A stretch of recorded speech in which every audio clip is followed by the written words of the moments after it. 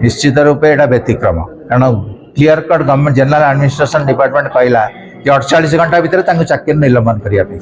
आम चेष्टा करूँ खूब शीघ्र आर केमती गोटे चूड़ांत निष्पत्ति डायरेक्टर म्युनिसिपल एडमिनिस्ट्रेशन को गत आज कि काली सुधा अनुरोध कर चिठी दिज्व जे आपण तुरंत जनरल एडमिनिस्ट्रेशन डिपार्टमेंट सर्कुलर को कार्यकारी करंतु एवं जो अधिकारी जहाँ छत्रछाया अच्छा तुरंत चाकरी बहिष्कार टाइम फ्रेम एतिकी दिन भितर जी धरा पड़ा ता विरुद्ध रे कोर्ट रे चार्ज फ्रेम आ दरकार एवं जो अधिकारी कले नहीं उत्तर दायित्व करदेवा पड़ो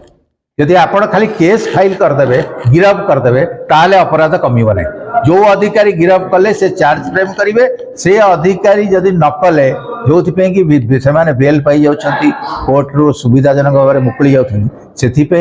से अधिकारी विरुद्ध रे कार्यानुष्ठान जरूरी विजिलेंस विभाग भी जो अधिकारी माने अछंती तांको संपत्तिर भी जांच हबार आवश्यकता रही परंतु विचारपति पाखे जदि ठिकणा भाव में पहुंचब नहीं विचारपति तो ग्राउंड लेवल को जाऊना विचारपति आईन व्यवस्था रे जतेबेले करिवे सेतेबेले आपण जदि चार्ज फ्रेम ठिकणा भाव में करिवे नहीं तांको संपत्तिर ठीक आकलन करिवे नहीं ए को सोर्स रु से पैसा आनी ताकू ठिकणा भाव में देबे नहीं ताहाले किभली भाव में कोर्ट विचार करिवो एवं विजिलेंस रे कन्विक्शन रेट को बढ़ेवा को पड़िवो